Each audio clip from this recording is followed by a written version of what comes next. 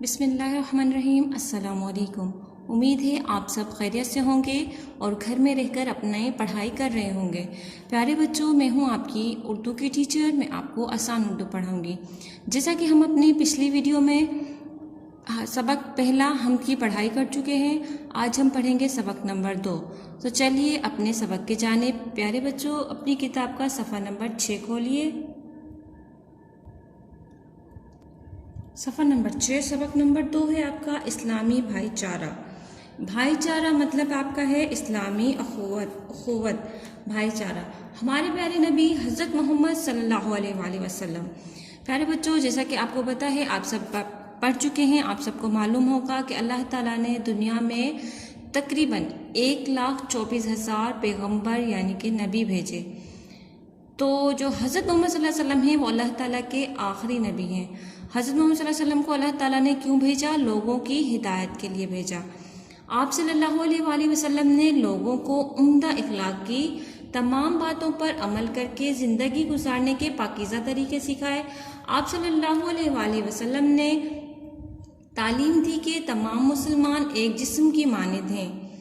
उम्दा का मतलब है आला, पाकीज़ा यानी साफ सुथरा, मानिंद माना एक जिस्म की तरह, मानिंद माना तरह।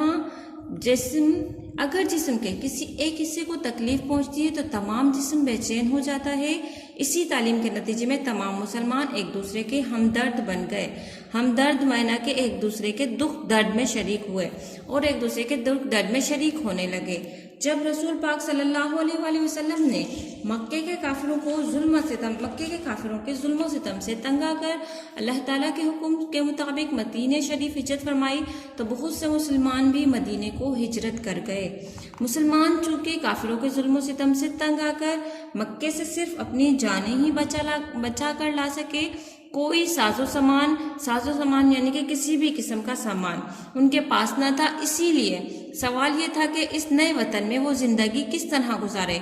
इस मौके पर रसूल पाक सल्लल्लाहु अलैहि वसल्लम ने मदीने के मुसलमानों अंसार यानी मददगार, या अंसार नासिर की जमा है, अंसार मतलब है मददगार, और मक्के से हिजरत माना कि एक जगह से दूसरी जगह तशरीफ ले जाना, एक जगह से दूसरी जगह जाना करके आने वालों मुहाजिरीन को एक जगह जमा किया। फिर मुहाजिरीन और अंसार में से एक एक आदमी को बुलाकर एक दूसरे का भाई बना दिया। इस तरह मुहाजिरीन और अंसार के दरमियान इस्लामी भाईचारा कायम कर दिया। इस भाईचारे के नतीजे में हर अंसारी अपने मुहाजिर भाई को अपने घर ले गया।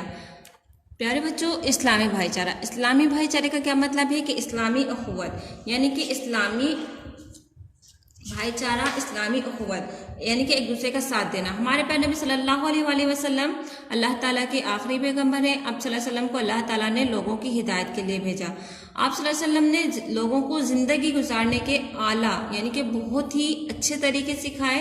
आप सल्लल्लाहु अलैहि वसल्लम ने मुसलमानों को क्या तालीम दी? आप सल्लल्लाहु अलैहि वसल्लम ने मुसलमानों को तालीम दी कि तमाम मुसलमान जो हैं वो एक जिस्म की तरह हैं। जैसे कि अगर हमारे जिस्म के किसी एक हिस्से को तकलीफ पहुंचेगी तो इस तकलीफ पहुंचती है तो क्या होता है, हमारा पूरा जिस्म ही बेचैन रहता है, बेसुकून रहता है। फॉर एग्जाम्पल, अगर हमें हाथ में दर्द है, अगर हमें पाँव में दर्द है, इससे क्या होगा कि हमारा पूरा जो बॉडी है, हमारा पूरा जो जिस्म है वो सारा बेसुकून रहेगा, कहीं भी हमें सुकून नहीं मिलता जब तक कि हमारा वो किसी एक हिस्से का दर्द सही ना हो जाए। तो मुसलमानों की मिसाल भी आप सल्लल्लाहु अलैहि वसल्लम ने इस तरह ही दी कि मुसलमान भी एक जिस्म की मानिंद है। उनके अगर किसी को एक मुसलमान को तकलीफ पहुंचेगी तो मतलब कि सारे मुसलमानों को तकलीफ पहुंचेगी।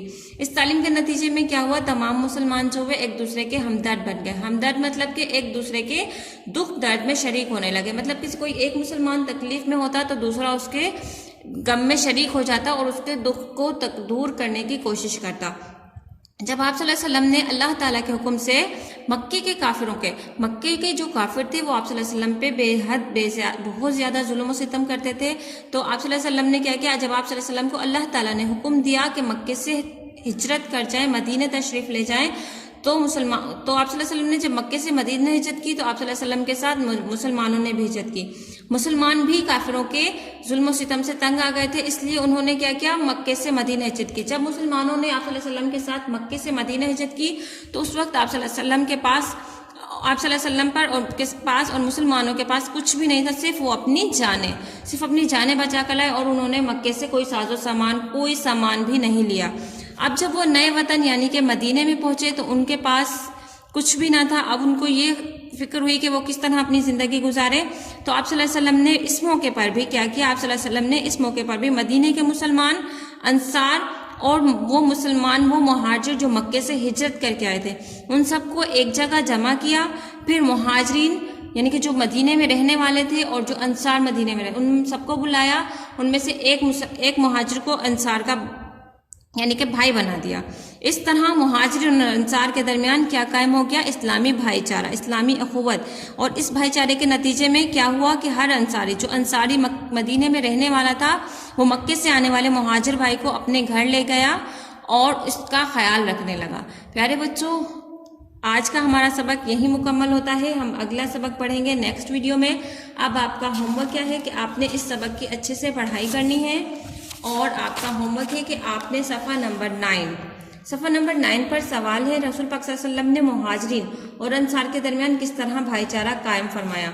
सवाल नंबर 2, अंसार ने मुहाजिरीन से क्या सलूक किया। मुख्तसर लिखना है आपने इन दोनों सवालात के जवाब इस सफ़े नंबर 6 से तलाश करने हैं और अपनी नोटबुक पर तहरीर करके हमें व्हाट्सएप करने हैं। प्यारे बच्चों, उम्मीद है आप अपना काम वक्त पर करेंगे और हमें व्हाट्सएप भी लाजमी करेंगे। अपना ख्याल रखिएगा। अल्लाह हाफिज़।